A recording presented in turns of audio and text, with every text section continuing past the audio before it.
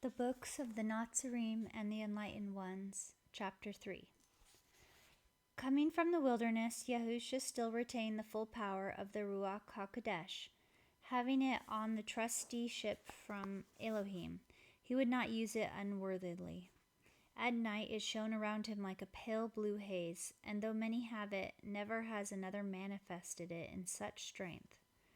2 followers of Yochanan the Forerunner, one being Andrew, the brother of Shimon, were sent by him to be with Yahusha and accompanied him to the Galilean Sea of the Gentiles. Early in the morning, Andrew sought out his brother and said, "We have found the deliverer," but at the time Shimon thought another was meant. When Yahusha had known Shimon for 2 days, he said, "You are strong, silent, and steady, one likely to be ever steadfast in conflict.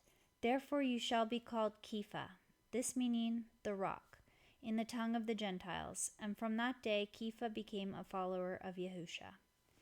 Passing along the shore, they came upon the tower of fishermen, and a boat was being unloaded by its owners. One who accompanied Yahusha said, "Those are good men known to me." Then Yahusha spoke to them while sharing a meal and later said, "Fishing is a good life, but there is a better one. Follow me, and you will become fishers of men." So, placing their boat in the keeping of others, they followed Yahusha. At this time, Yahusha spoke with caution, for the people still recalled Yehuda the Galilean, who had smitten the Romans in battle. Yahusha was a man of long silences, and many thought him strange. But he taught all along the shore of the Galilean Sea and called others to follow him. They worked wherever they could, for Yahusha said, "What we offer is not to be sold like a common chattel, and we will not take anything without giving value in return." He healed many, saying, "It is not I, but the power from above with me." Some of the disciples said, "It is truly he who heals." But he did not cure all, for in some it created a disturbance, while many were not cured because of this would have done them more harm than good. When asked, "How do you heal?" Yahusha replied, "By the finger of Elohim." This is what the prophets had said regarding these things. These are the words of Yahuwah: "I will restore you to health and heal your wounds. Be strong of heart and courageous, neither afraid nor dismayed, for I am with you always." About this time, the disciples questioned Yahusha concerning the world of Ruachoth, wherein lay the kingdom of heaven, and he said, "It is like a flight of stairs leading from cellar to roof. They who enter the house are given a place on the stairs, and may step downwards and back, but never up, though the stair above is not unknown to them. Those on the top stair are in glorious sunshine, while those at the bottom are in darkness and gloom." A disciple said, "Many who do not come mock your words." Yahusha replied, "Dogs bite stones, not those who throw them." Someone asked, "Are you the hammer of Elohim?" For all yearn for Elohim's intervention, and when that comes will rejoice, saying, "This is the day of Yahuwah, for which we have long awaited." Yahusha answered, "There is a time for sowing and a time for reaping, everything to its appointed time." Yahusha gathered his followers around him and taught as follows: "These days are a night of ignorance, when all is dark, but I am the light which will dispel the darkness. My light will light your lamps, and you too will become bearers of the light. I am the light to point the way, and none can find the way to Yahuwah except by the light. I come to testify concerning the Father, for those following my way see Elohim is the light of the Father. Does not a father chastise in love and punish with affection? Does he not give you tasks only just within your power of accomplishment? Even as with an earthly father, so with the heavenly Father, who is infinitely greater. Being flesh, we understand earthly ways, but the ways of Yahuwah may also be known and understood, for his Ruach resides in all men. Be upright in faith yourselves, and teach uprightness and truth. Fear no man, especially the rich and powerful, for they live in servitude to their possessions and position. You must carry the light to many, but few will be those who light the lamp of their lives from it. Do not covet riches, for though few men possess them, all who do are not free, but are themselves possessed by their wealth. Because riches are the possession of a few, all seek them. Even so are my words. Were they possessed by all, none would value them. One said to Yahusha, Master, we are not all like Yochanan, who could surely eat bread made with sand. Is there no easy way? Yahusha said, The only easy paths in life lead nowhere, or are cut by others, but the path I point can be cut by none but yourselves. A peddler going from place to place is willing to undergo the hardships incurred through his wandering in order to earn his livelihood. Even so should you be prepared to cheerfully accept the hardships imposed by life in order to gain glory in the life which follows. If a child is not raised with austerity, can it enjoy the pleasures of later life? Only the foolish parent overindulges the child, and if it is done in the name of affection, the parent is either a hypocrite or irresponsible. Now close by there was a well, and the disciples were drawing water for drinking.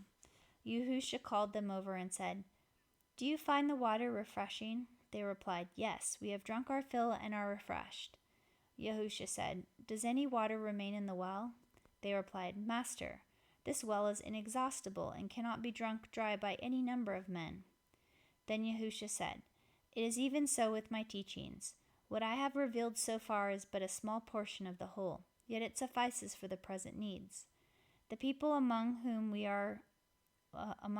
go are perverse and headstrong, and like a thirsting ass can be given only sufficient to ease their pressing need. If they say to you, This is beyond our understanding, or You have told us only in part, recall this well and the refreshing water you obtained from it. One of the disciples asked, How should we judge what people do, whether it be good or whether it be bad? Yahusha said, If you are unsure whether a person's actions be good or bad, incline in his favor.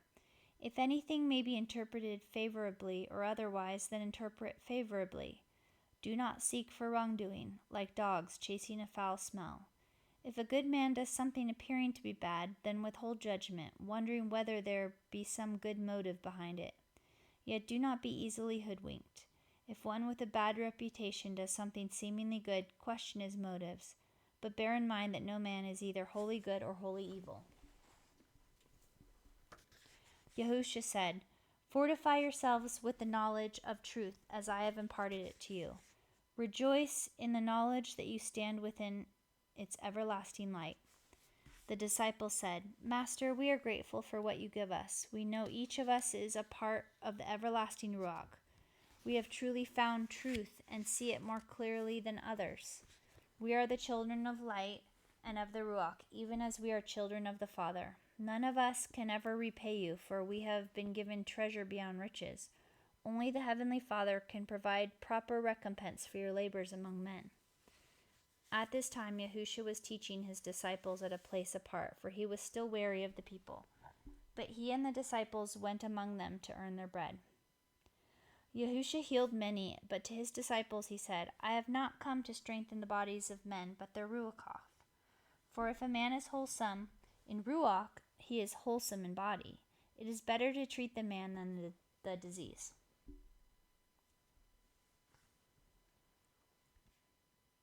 One day, a disciple returning from his labor said to Yahusha, Master, we work all day and scarcely sleep at night, yet when we tell of your teachings, we are abused and mocked by the people. Where is the benefit to this? Should we not be treated otherwise? Yahusha said, When I was a boy, the poor would gather about my mother's door, for she always had an extra loaf in the oven for them. One day, a beggar, having been fed often, and now perhaps considering it his entitlement, found fit to scold her, for this day she was not well, and therefore slow. She, not being used to this, began to weep. So I say unto you, do not let the talk of the thoughtless tongue perturb you, for this is only a foretaste of what is to come. These things are refining processes of the Ruach. Therefore rejoice for the benefit rather than sorrow for the hurt. For when my mother cried, I said to her, Dry your eyes and be happy, for now you can perform your charitable acts to perfection. Had those who stood about the door praised you, the deed would have been less worthy, having been done for their praise and therefore not entirely out of charity. Many do good works because it increases their self-esteem. But charity is not giving the bone to a hungry dog, but giving the meat when hungry yourself. Andrew said to Yahusha, If we give all we have to the poor, they will grow fat and slothful, preferring a life of beggary to one of toil. Yahusha said, "Charity is giving a hand to a blind man or soothing the wounds of those smitten by the Ruach strengthening sword of life. It is good to help those in distress or those who cannot help themselves. But sometimes giving does more harm than good. Many give because it eases their conscience or raises their self-esteem. Such giving is not goodness. But when giving entails self-sacrifice, then it is better to give than to receive. For the benefit lies in the sacrifice made and not in the thing bestowed." A rich man was going away, so he gave a purse of silver to each of his 2 servants so they could keep themselves while he was away. One servant spent the money on merchandise while he hawked around the city, and by being thrifty was able to recover the silver with sufficient over to buy a stall and then a shop. When the master returned, he said to this man, "Such effort should not go unrewarded," and made him a gift of the silver. The other servant, having the purse of silver, began to spend it on the pleasure and life of ease. So when the master returned, there was nothing left. This angered the master after seeing how hard the other had toiled, so he demanded repayment of the silver, and when this could not be done, enslaved the man. The improvident servant was unable to understand why the other had been given a gift and freedom, while he was enslaved for being unable to repay, why he who had money was given more. Yet I say to you, this is the way of the Father who gives trusteeship of earth's bounty to his children. Likewise, they are given talents of spiritual gold, which are greater than any earthly silver. But these many choose to bury in the ground. For them the day of accounting must surely come.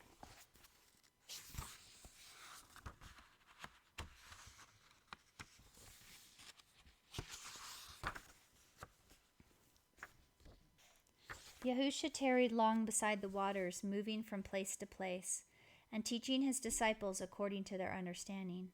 Some were like strong, well-plastered cisterns, holding water without leaking a drop. Others could not retain all that was poured into them. Yahusha taught each only in accordance with his capacity, and some carried much more of his teachings than others. One day, at eventide, Yahusha said, "Because you are wearied and your task seems endless, do not despair. What you do may be likened to a man down by the shore, whose master has set him the task of carrying water from the sea to fill a hole in the sand. The sea flows no less, neither does the land become flooded. When the master comes, the man says to him, 'This is a fruitless task to which I can see no end.' And the master replies, 'It is one which grows easier with time, and each day you are paid.' 2 men, finding favor in the eyes of a king, were promised high positions in a distant city, but had to find their own way. They set off together and stayed the first night at an inn where there were many attractions. One man spent the night in drinking and merriment. The other, finding an experienced traveler who knew the road, kept the night in his company. This second man learned that by going a particular way he would avoid a thick forest full of wild beasts. A turning would lead him away from a swamp, and others from a precipice and thorny thickets. He went to bed and awoke early, feeling refreshed, and went his way. The other man, being heavy-headed and sluggish, started late in the day. The early starter, heeding all he had been told, came quickly to the city and enjoyed his rewards. The other became lost in the forest and was wounded by wild beasts. He wandered through swamps and fell down the precipice to die of weariness among the thickets. Now the thick forest is ignorance, the swamps are delusions, the precipice the carnal desires which lure men to spiritual disaster, and the thorny thickets tribulation and suffering, without which development is impossible. The experienced traveler is a disciple of the light, and the man who reaches the city one who listens to him. The disciple said, "Master, many people hear our words, but how many take them to heart and benefit? We are trying to bail out the sea with a shell." Yahusha said, "Then you are learning patience and persistence in a good school. If a cloak is placed around a shivering man, his body becomes warm and is comforted. But if it is placed around a boulder, there is neither effect nor response. Though I have told you the days fly as though carried on the wings of swallows, do not act as though the day's labor is all important and must be completed within the day. Doing this, you become less able to perform the task, for he who tries to reach out over the edge of his limitations falls into a pit and achieves nothing." Jacob, the disciple, said, If a man of unlimited wealth says, "Come and count silver pieces from sunrise to sunrise, and all the pieces counted will be yours," could the man counting be expected to sleep during the night? Yahusha replied, "A man having much wealth is unlikely to do anything without purpose, and this would be in the counting. Could you count silver pieces from sunrise to sunrise and not make an error?" Yahusha said, "Let none among you take the hand grips of my plow unless he is prepared to grasp them firmly and cut a deep furrow. Let none of you walk behind it unless prepared for weariness and sweat. There is no easy way for the plowman. The field is there, and he must cultivate it, furrow by furrow. If he is careless, the grain yield will be poor. Water drawn from the ground or falling from the sky will produce burning weeds and grass. But to produce bread to eat and wine to drink, water from the brows of men must be added. Yet labor is not without its own reward, for the man who labors all day sleeps contentedly, even though his pillow be a stone, while the sluggard sleeps without content, even though he lie on a pillow of down."